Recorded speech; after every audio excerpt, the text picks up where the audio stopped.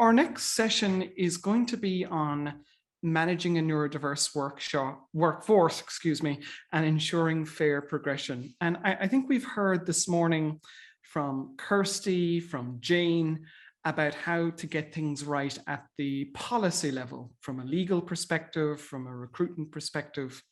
But I always really firmly believe that it is your line managers, be it tens or hundreds or thousands of them, that really are the kind of custodians and champions for those policies. So I'm delighted to be joined by Karen Royle.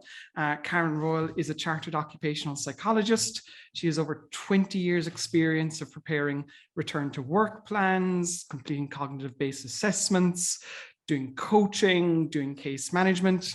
And Karen currently works for Genius Within, which is a CIC that specializes in neurodiversity. So Karen, you're very welcome this afternoon. Really looking forward to your presentation. You have the floor until 2:15 when we'll take a break, and we hope to have some time for Q&A as well. So over to you.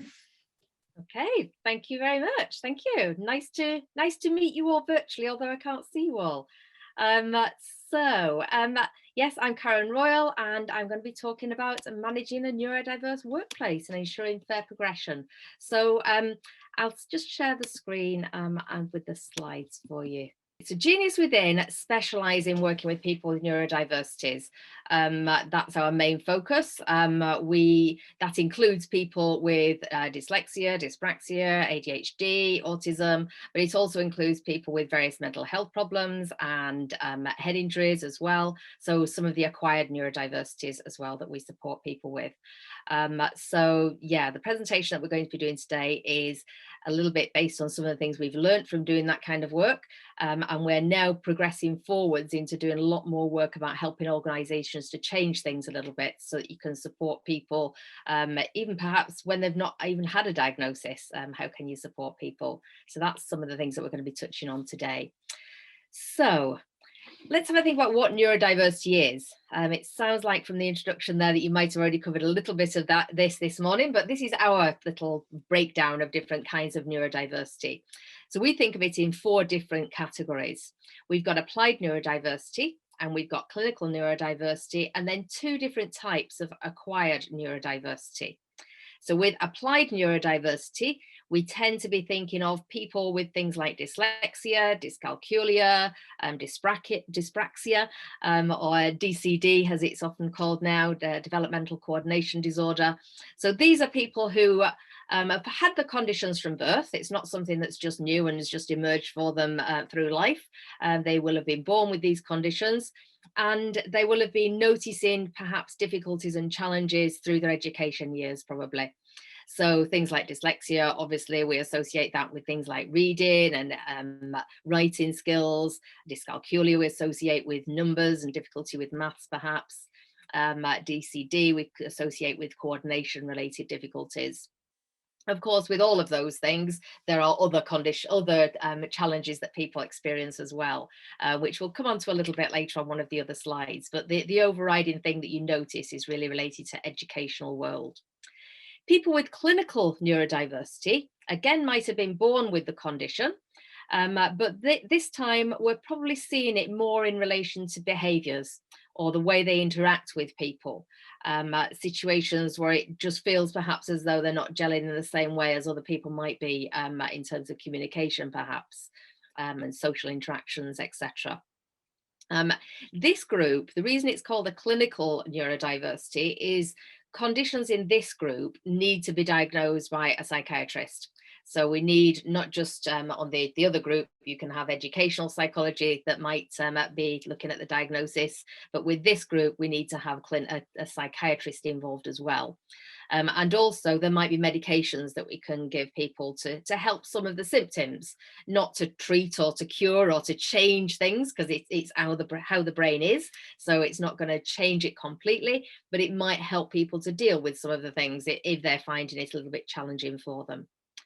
And then the other 2 conditions are the acquired neurodiversity. And in this category, we include things like mental health, because when we look at the underlying symptoms of neurodiversity, what we're actually seeing is just different kinds of thinking skills.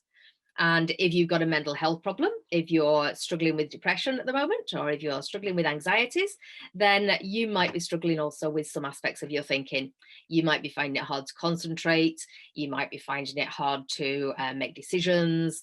Lots of the cognitive thinking skills that might become a little bit more of a problem whilst you've got the mental health condition going on. So those kind of conditions might be transient. They might just be at a certain phase in life where it's been a bit of a tough time whilst you've been dealing with this mental health issue, but we still categorize it under neurodiversity. And on the last category, the chronic acquired category, that's where we're looking at people who've had more significant neurological illnesses or brain injuries, perhaps as a result of a road traffic accident or a brain tumor or a stroke or something like that. So again, not things they will have been born with, will have come as a result of some incident that's happened. It might cure itself to a certain extent, depending on the level of the injury. There might be things that will sort themselves out, but if it's been quite a significant injury, then that people might need a little bit of support to help them to retrain the brain in a different kind of way, look at new adjustments and new different ways of approaching things so that they can tackle life a little bit easier. So there's lots of rehabilitation that comes into that category, really, lots of vocational rehabilitation. And that's probably where my experience on return to work plans also comes into its own. So that's a little bit of a quick background as to what neurodiversity is. It's interesting to think, though, that probably about 90% of disabilities are not visible.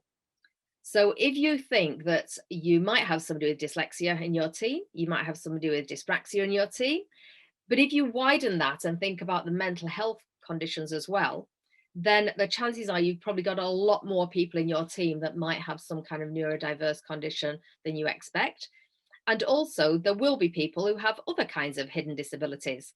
So conditions that people might not actually speak about because maybe they're a bit embarrassing, or maybe they just don't feel like they're related to work at all.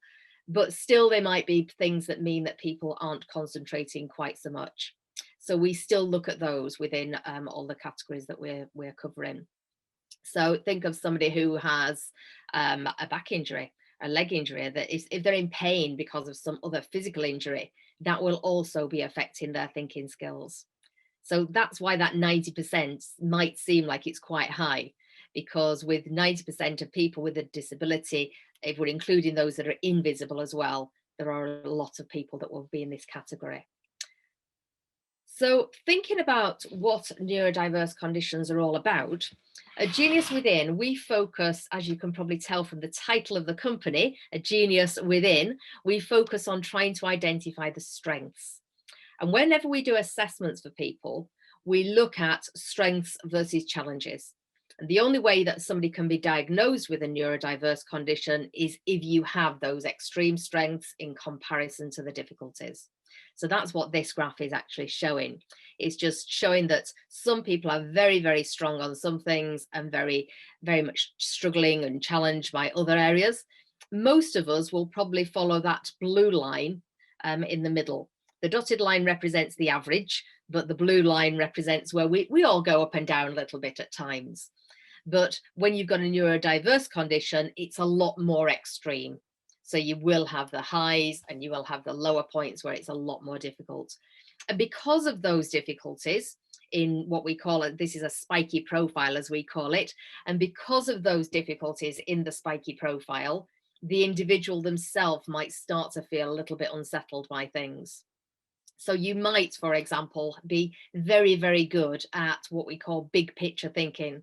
So you're good at problem solving, you're good at seeing the wider image of what's going on. You can predict where things might be heading for the future. You can grasp everything quite clearly. You can see that one department's doing one thing and that has an impact on the other department, and you can just see the whole picture of how it all fits together, like a big jigsaw puzzle in a sense. So if you're very good at that, but you struggle with logical writing, sequencing your language, working memory problems, if you're struggling with those kinds of things, then it might be harder for you to actually get your thoughts down onto paper or across to people verbally. So all the ideas are there in your head and it all makes sense as one big picture, But as soon as you start to explain it to people, then it might be a lot harder, because then at that point you've got to decide where the start is and where the middle point is and where the end is. But if you're just seeing it in your head as if it is a picture, it's literally like the saying of your picture speaks 1,000 words. And if you're trying to describe a picture, where do you start? There's lots of different ways you can start. So if you've got that real strong point of being able to look at the world and see the problems with a very good big picture thinking, but you're struggling with the logical sequencing, or you're struggling with the working memory to hold in your mind all the things you need to talk about, then that might be when it's starting to feel a problem for you.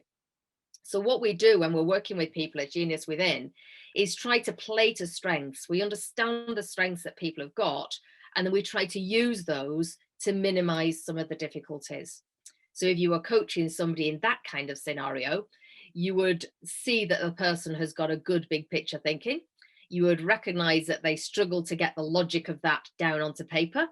And so you might be doing things like suggesting that they put a mind map together and then step back from the mind map and look at it and try and perhaps put some numbers on it to work out which order things might be. And there are various pieces of software as well that you can use to help with that kind of approach. And if you're using the software, you can then just click a button and it'll automatically put it into the right sequence for you after you've sat back and coded it a little bit yourself. So this is what neurodiversity for us is all about. It's about trying to pull out those strengths that people have, trying to find the genius within each person, and trying to really play to those strengths and realize that people aren't hopeless and useless because of the difficulties they've got. They have a lot to offer the world. We all like to think that we're all individual and unique and different, but when that's a little bit stronger and a bit more different than normal cases, then we might start to feel uncomfortable with it. So we're very much about trying to identify how can we work to those strengths to minimize the impact of the difficulties. And so that's what neurodiversity is all about for us at Genius Within. And this little picture, if we're talking here about selection and promotion and supporting people in the workplace, this picture illustrates what we're actually trying to say here. Because if you look at this little selection test, if the selection test says, please climb that tree, and you've got all of these animals lined up, ready to climb the tree, obviously, they're not all going to be able to literally climb the tree. The poor elephant will be stuck at the bottom. If it does try and climb the tree, it's going to really struggle with it. Even the giraffe might not be able to climb the tree, but it might be able to reach the top branches. So what we're trying to do at Genius Within is to look at all the strengths that these characters have and change the way that we approach it. So if the question on this selection test was actually changed and we said, why do you need to climb the tree? What is it that we actually want you to do in order to do this job? Well, perhaps we want you to climb the tree so that you can get the apples down from the tree. So if that is the question, please show me how you can get the apples from this tree, then that allows each person, each character, each animal in this picture, it allows them to open up and use their own strengths in order to get the apples off the tree. And you will find that they all obviously do it in very different ways. They might even work together to do that a little bit. We might find that the bird jumps on top of the elephant and then manages to use its beak to knock the apples off the tree, but they might work together a little bit. Or they might just use their own individual strengths in different kind of ways. The elephant would obviously shake the tree. The giraffe would be tall enough to reach the apples down anyway. So they can all just play to their strengths. So when we're looking at selection, we're very much about trying to identify where the strengths are for somebody, and not so much just stating an obvious question, but thinking much more about what questions can we ask so that we can help people to shine and to show their best, really. So that's just a little example for you of the Genius Within side of things and how we approach looking at all of this. We're also very aware at Genius Within that there are lots of different kinds of neurominorities and they all overlap. It's very, very rare that you will find somebody with one condition that's exactly the same as somebody else with that condition. you will often find people who have a condition that overlaps with another condition as well. So people might have been diagnosed with dyslexia, but they might also have a bit of dyspraxia as well. So we often see there are overlaps. And that's why, again, what we try to do is to look at that overall profile, your spiky profile, so that you can understand what the underlying abilities are for somebody and not just putting a label to it.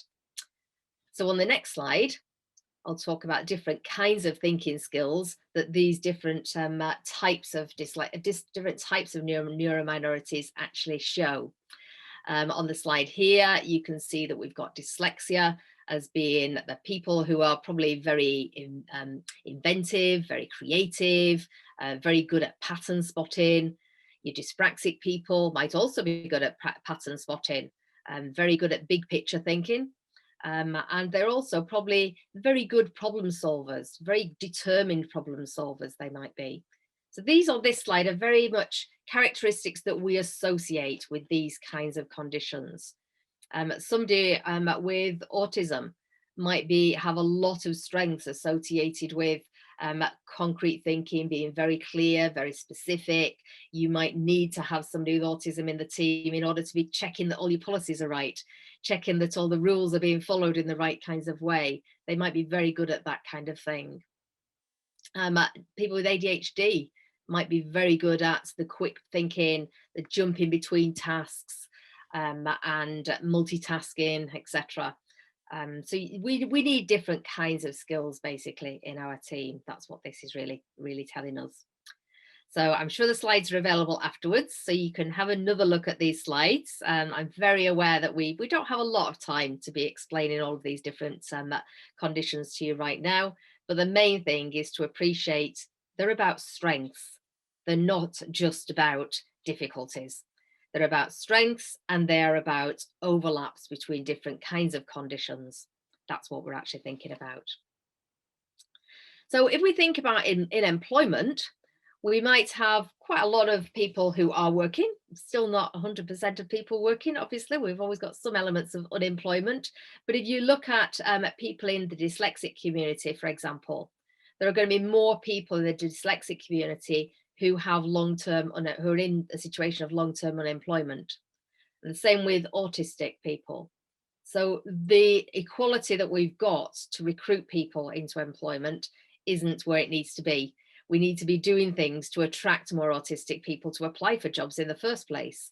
We need to do things to encourage more dyslexic people to apply for certain kinds of jobs, so we can balance it all out, basically.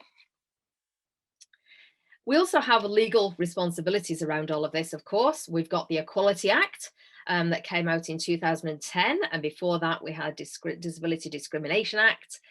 These kinds of acts are very much about telling us that we need to treat people equally, fairly, not judge people because of the conditions that they've got.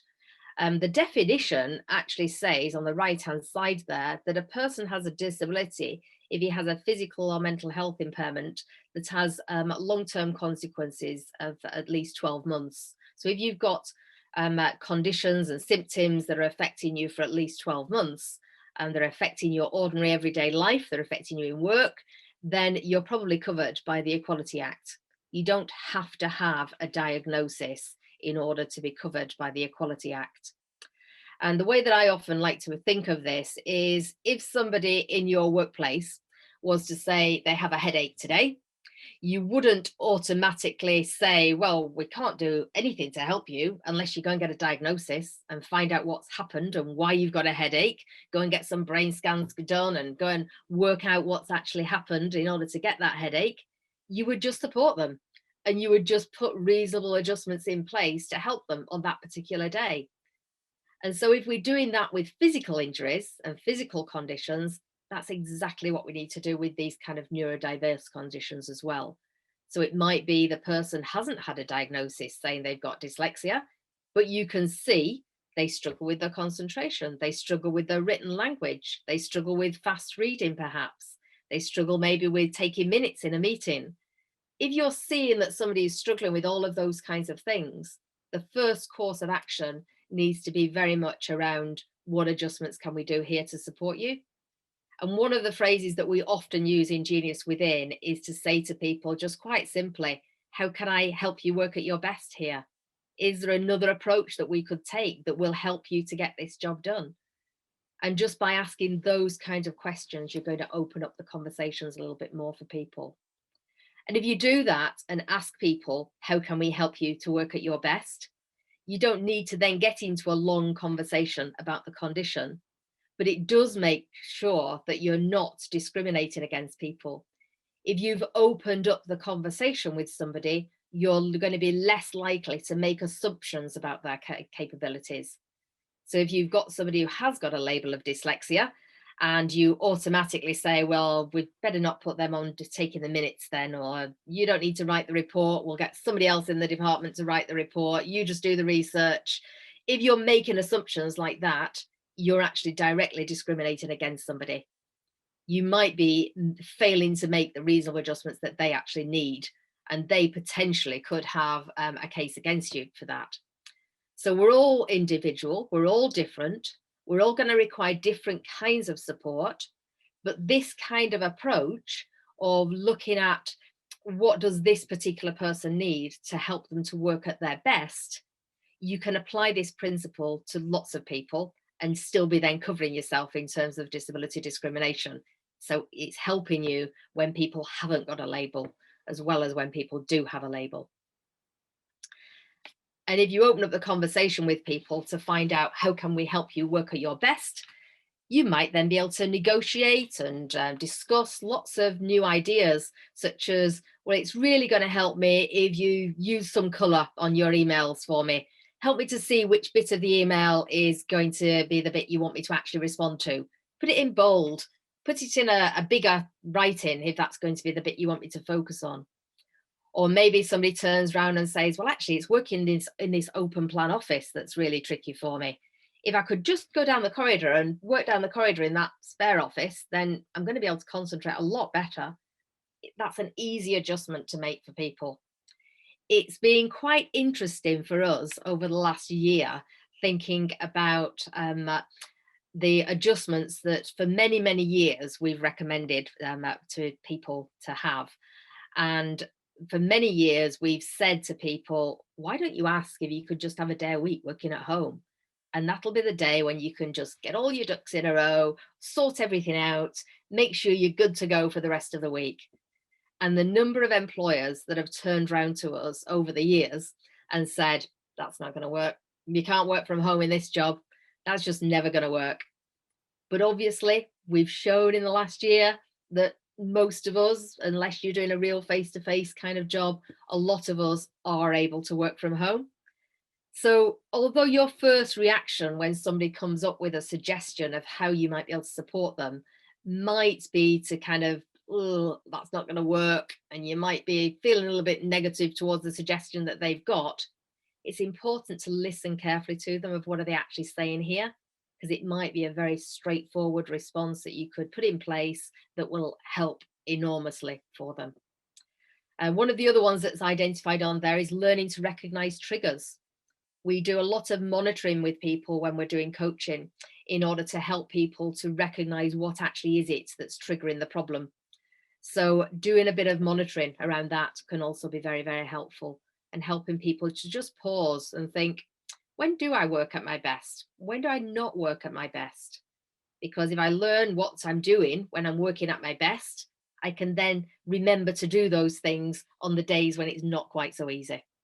So not picking out the days that things are going wrong, but picking out the days when it's going right. There was somebody that I was coaching recently, and he was working on a telephone call center, and he was being picked up for the way that he was handling the calls. When we actually asked how many calls is he being picked up on, it was about 10% of the calls. So there was about another 90% of the calls that he was doing really, really well. But that 10% that he was getting wrong was meaning that he was being put on disciplinaries, he was getting performance reviews, he was being sent for the extra coaching, but he got 90% of his time when he was working brilliantly. So what we needed to do is to just pause and look at what's going well on the days when it is going well, and use that to learn what we can do on the other times. So learning to recognize triggers is a really helpful one to think about. And you can see on there, there's other very straightforward things like taking regular breaks as well.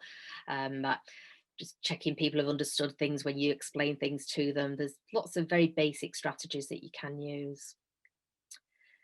So if we don't have these conversations with people and we just assume that, let's just think that everybody, we've got 90% of people who might have a hidden disability, so let's just treat everybody equally. Let's treat everybody equally and that'll be fair, won't it? Well, it might be treating everybody equally, but it doesn't necessarily give them everybody the same equity to be able to do the job. So on this picture here, it illustrates it quite well. On the left-hand side, you've got everybody on exactly the same size of box, but the little chap can't see over the fence still. So if we treat everybody differently and uniquely and give everybody what they need, we can move into the middle picture. So bingo, we can get everybody seeing the match now. It's not a problem, is it? It's not so much a problem. But wouldn't it be far easier if we could find a solution that actually opened things up to everybody so that everybody had some ability to see this match? Let's just move the barrier, move the fence out of the way, and then lots of people can see the match. And as long as we've got some flexibility with that and we work with the individual at the same time, then that's going to be a lot more helpful and probably a lot cheaper as well in the longer term than sending everybody off for coaching and everybody off for assessments, etc. So what we talk about at Genius Within are different levels of inclusion.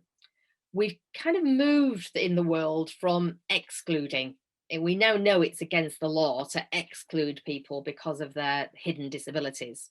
So we've moved more into including people. But what we're doing at that point is very much trying to treat individuals. We try to cure them, to sort it out for that particular person. And what we don't look at is the wider situation.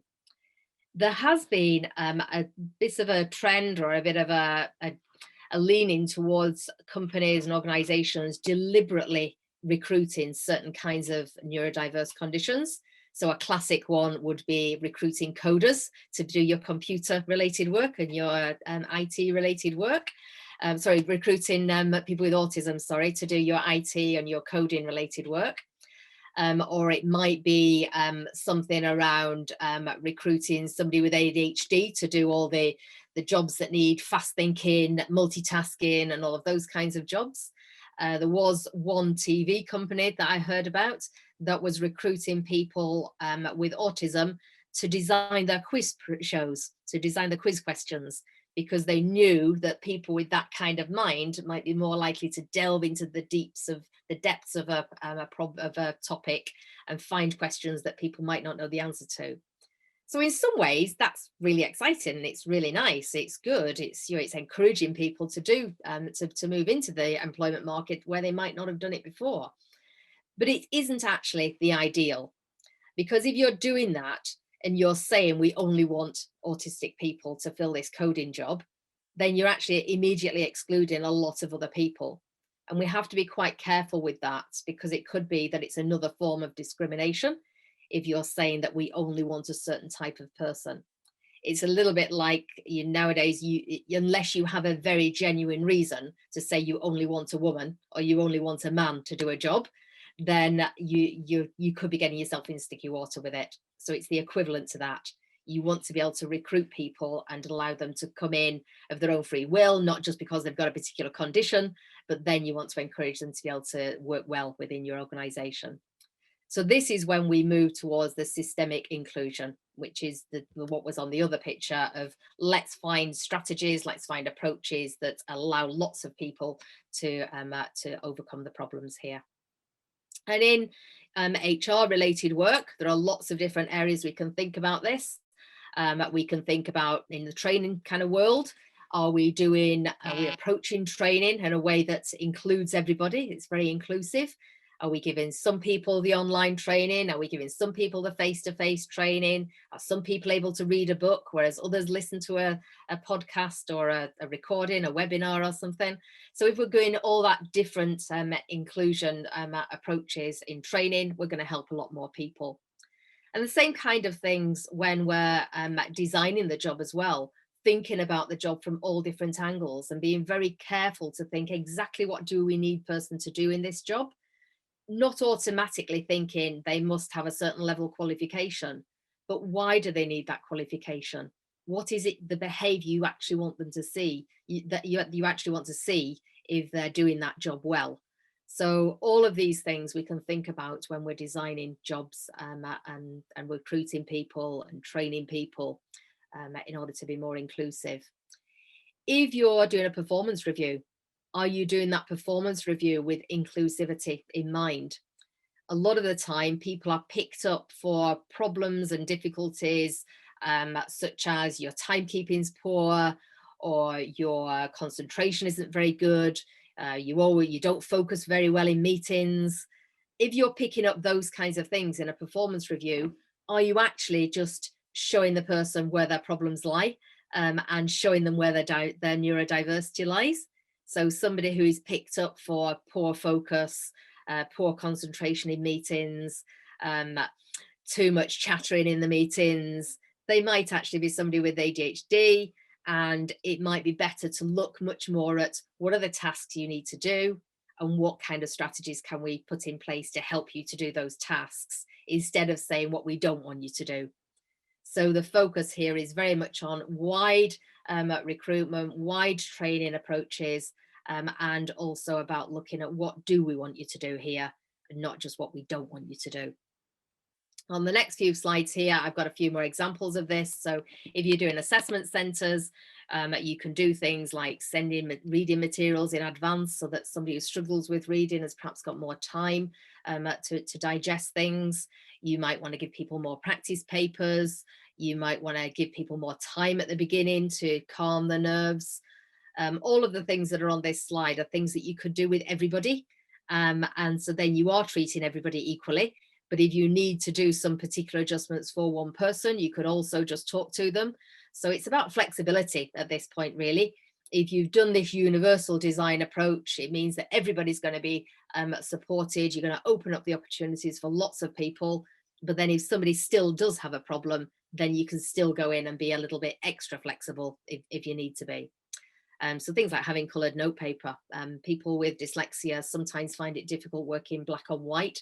So having different coloured notepaper, that might be helpful for them. A lot of people with neurodiverse conditions struggle with concentration and attention.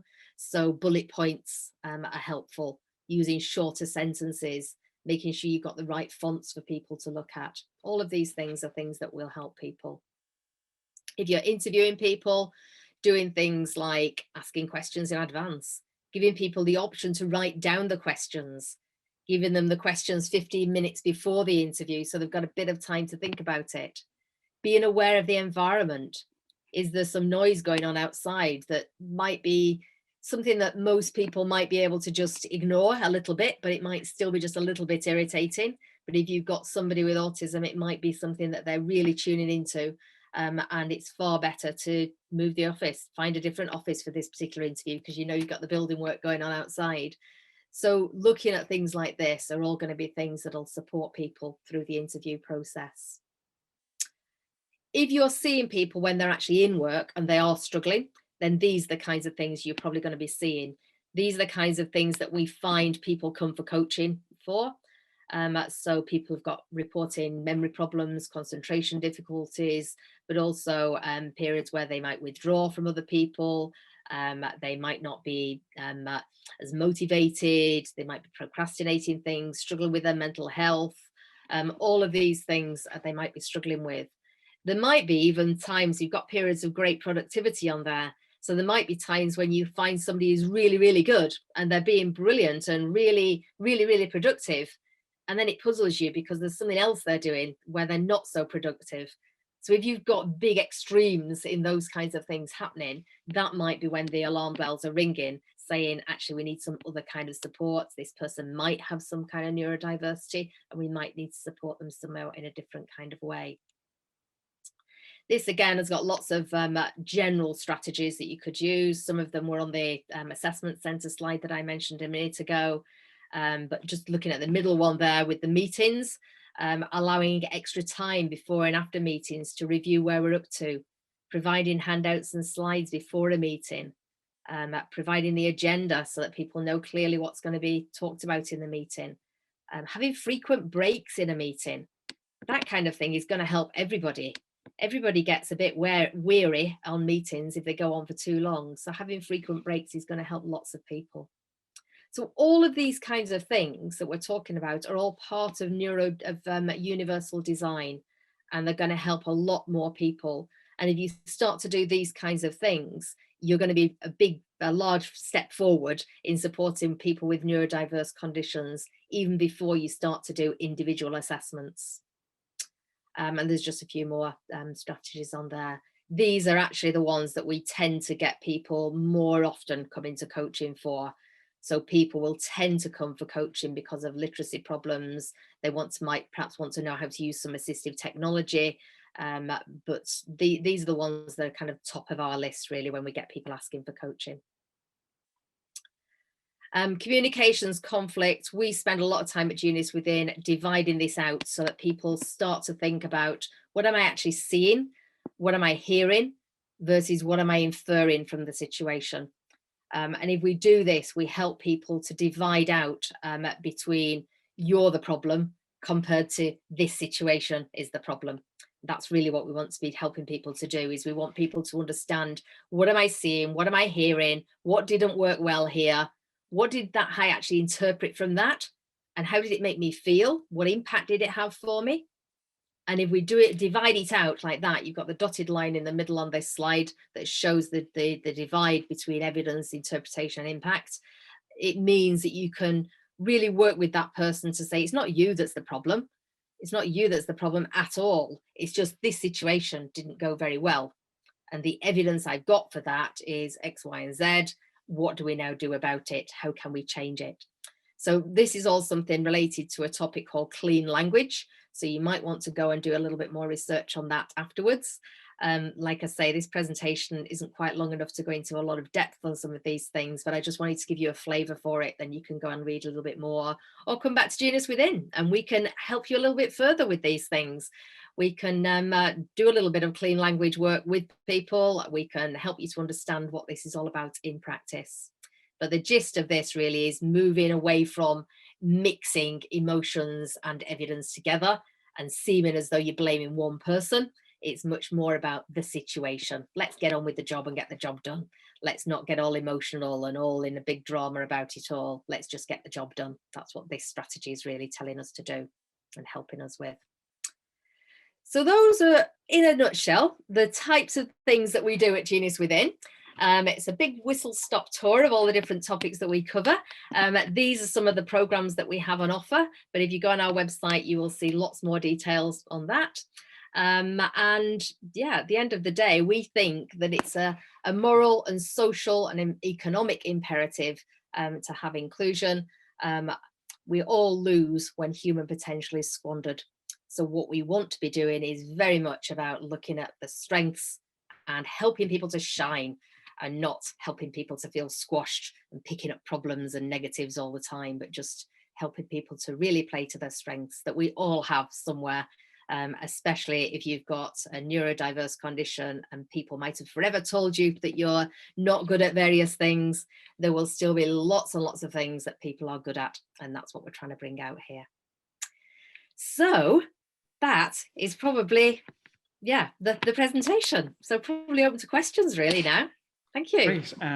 Thank you very much, Karen, and really appreciate the whistle-stop tour towards, I suppose, the wide range of adjustments are available. And I think, to echo what other speakers have said, these don't have to be expensive, they don't have to be complicated, and they don't have to be stigmatized. You know, we all can benefit from coaching in certain aspects of our role, or how we communicate, or how we interact with others.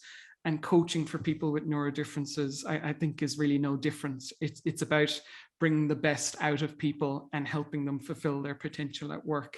I have a question I'd like to ask, which is, you know, so often as psychologists, we use these terms like cognitive assessments, diagnostic assessments, screening assessments.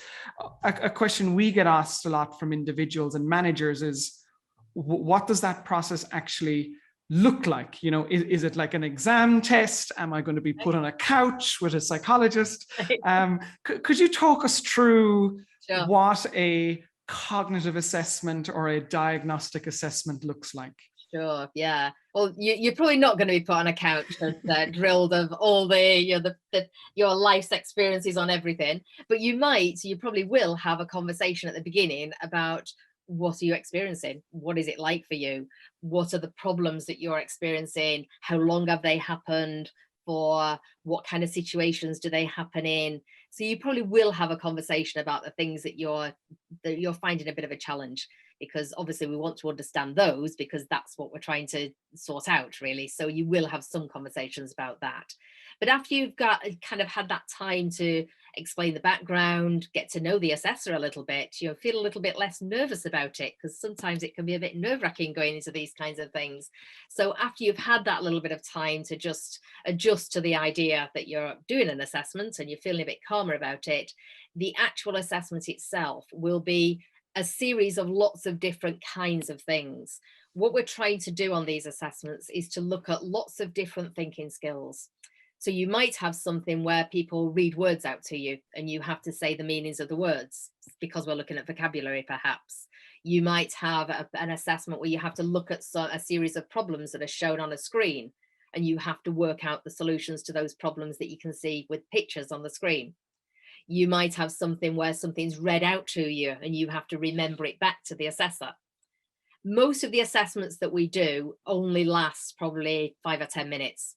Each little bit is a different part of cognition, different part of thinking skills. So what we try to do is to do a whole range of different types of thinking skills, understand which of those are strong points, which of those are weaker points, and things that we need to work on. And then after we've understood all of that, and we know where the spiky profile is going up and down, we might then go on and do some more specific exercises around things like literacy, reading, spelling, writing, numeracy, or we might go on and do something like an ADHD questionnaire, or a dyspraxia questionnaire, or have you do some exercises that are very much related to coordination. So the first underlying bit is looking at all your different cognitive skills. And I sometimes explain it to people like a lot of little mini Christmas games, just to put people at ease. It's nothing to be scared about. We're not trying to look at passes and fails. We're very much looking at how good can you get with this? How far through this test can you get? And if you don't get very far, that's fine, because we want to find some areas that you're struggling with in order to have that spiky profile. So yeah, we're doing lots of little bits of exercise, first around the cognition and then into more specific things, depending on what that's showing us. Great, thank you, Karen. And I think it's worth adding as well, you know, just because it's called an assessment doesn't mean you get a pass or fail. And, you know, so often with employers, I know we do this in Lexicon, I'm sure you do the same in Genius Within, is just because somebody's diagnostic tests may not meet the criteria for dyslexia, we are still advocating for that person and that person's challenges and the support that they need. And I think that's very, very important that we continue to do that. Two further questions, which is from an anonymous attendee. Any advice, please, for a situation where the individual doesn't seem very self-aware and is not diagnosed, and so isn't inputting information on their needs? We can see stress and behavioral traits which suggest individual needs, but we are struggling to identify what would work for them without the benefit of, I suppose, it's almost like in healthcare, we call it the patient knowing their own journey. Sometimes the client won't always know what they need. I would, in that situation, I would be referring to the clean language approaches, and helping people to pick out when this is going wrong, what am I seeing? If it was going right, what would I see differently? What am I going to see in the behavior? What do I hear people saying? And looking at very much almost as if you were a director directing a play here. You've got one character who isn't doing it very well. If you've got in your mind's eye the character who's doing it brilliantly, what are you actually seeing them doing? Because whilst we stay with abstract language, like I really want you to be better with your timekeeping, or I really want you to be more fluent the way you're writing, I really want you to write minutes a bit clearer. Those are all very vague things. So being more specific on, what do you mean by you want the minutes writing clearer? Do you mean you want them in bullet points? Do you mean you want me to put some quotes that people have said in the meeting? What are you meaning? So if you very much look at what's going wrong and pick out the, what are you seeing, what are you hearing, and then look at what would you prefer it to look like, that's going to take you quite a way with that. Even if somebody isn't wanting to have a diagnosis, or they've not come out with any kind of labels that they've already been given, you can still work with that.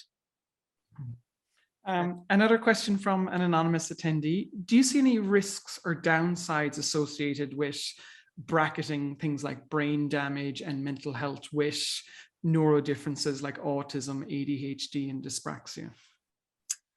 I think, because a lot of my work has actually been with brain injuries, and that's a really interesting question, actually, because there is a big difference. And I think the big difference for me is the emotional adjustment angle of it, and the fact that you're dealing with somebody who is now in a new situation.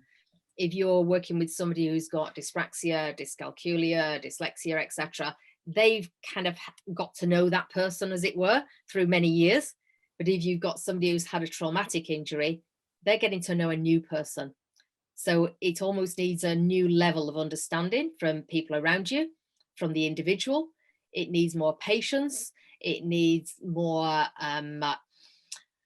time to understand what this person is actually like now.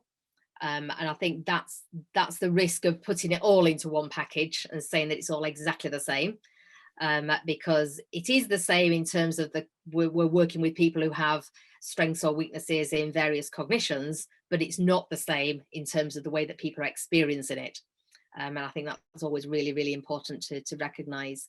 There's two people that I had referred for coaching. One person was somebody with autism, and this person was allocated about 2 years worth of coaching, because whoever did the assessment thought, this sounds really complicated. This person's got autism. They must be struggling. So they got 2 years worth of coaching. I got somebody else referred. This was all within 1 month, actually. I got somebody else referred who'd had a recent stroke, but they were senior manager in an organization. But they'd had a stroke, and whoever did the assessment thought, give them a couple of sessions and they'll be okay, because they're good, aren't they? They're a senior manager. They only need a couple of sessions to cope. But it was actually completely the reverse. The person who was new to it needed longer and more time to work with them. And the person who'd got to know themselves already could probably adjust a little bit easier with a few extra tips and ideas for strategies. So yes. For me, yeah, the big thing for me is realizing and stopping to realize this is a new person that this person's getting to know. And that can be scary as well. So they need a bit of support through it. Yeah, and be led by the individual. Yeah. And I think I would just touch on, people often, ask us this question of, oh, does having a neurodifference mean you have a mental health challenge? And I kind of go back to some of my work in the LGBT community I used to do, historically, it's like, well, mental health challenges tend to be higher in the LGBT community, but it doesn't mean because you're LGBT, you automatically have a mental health condition. It's because you've grown up in a world that has rejected you, stigmatized you, hasn't been designed for you, made you feel ashamed about yourself. And many people, when they're going through a referral, they are unpacking years of their identity, their emotion, and so on and so forth. Dyslexia and mental health doesn't always go hand in hand, but your mental health can be impacted by going through a life, I suppose, where you've often felt marginalized and disadvantaged. Really? Yeah. Final question, which is, if an employee, it's a similar one, I think, if an employee is not able to advise what situations they find difficult and what support or changes their manager and organization can offer, what can we do to support them? They have refused the offer of an occupational health referral. So repeat that again. So they refused the occupational health referral, and they're not able to advise what situations they find difficult and what support or changes their manager or the organization can offer. And they're wondering, what can we do to support them? So the way I'm hearing that is if the person is finding it difficult to identify what they're struggling with, then you would be back to your clean language, because if they can't, they've not got the insight. I suppose this does happen with people with head injuries, doesn't it, where they're new to it and they're not recognizing that they're struggling in certain areas. You need somebody else to be pointing out what is it and why is it a problem. You might have a manager who's saying, well, you're really struggling with writing reports, but you might think, well, actually I write reports fine, this is the style I've always done, what is the problem? So again, it's back to conversation and opening up to exactly what bit is wrong here. Because you need to have feedback. You need to understand which bit is it that you're not liking. How would you like me to do it differently? What is it you're aiming for here? Yeah, because otherwise it's the only way we gain insight into anything, isn't it? Is by somebody explaining to us, actually, this doesn't quite fit in this situation because of this. I think what we can see a lot as well is when people get a referral to occupational health and they refuse it, they can have a belief or a stigma about what that process is like. They might say, well, I don't want to see a doctor. I don't want to be diagnosed. I don't want to be labeled. So I would echo what you say, Karen. I think it is about going back to the individual, trying to understand what their challenges are, why they might be refusing support. But I'll also, I suppose, just close by saying, you know, having a neurodifference is not a free pass to do whatever you like in your role or to not do the job. And similarly, to go back to what Kirsty was talking about earlier, you know, if you've offered adjustments, if you've offered support and the employee refuses them and they subsequently go through a performance management process and an exit process, you've fundamentally done the best you can as an employer for that individual as well. Yeah, so, but at the same time, that's why it's back to the negotiating what the strategies are going to be, as opposed to just saying, like, we know you need you to do it this way, because you might actually be asking them to do something that is equally as difficult. So you need to work with the individual and understand, if they're not wanting to go to occupational health, what is the other fear behind it? Are they worried that occupational health are going to say, well, you can't do this job? In which case you're back to, well, how can we help you do the job? So, yeah. Great. Okay, well, Karen, thank you so much for sharing your insights, for answering Q&A from the audience. You know, you can learn more about Genius Within, a wonderful neurodiversity and passionate organization, and Karen and the work you do.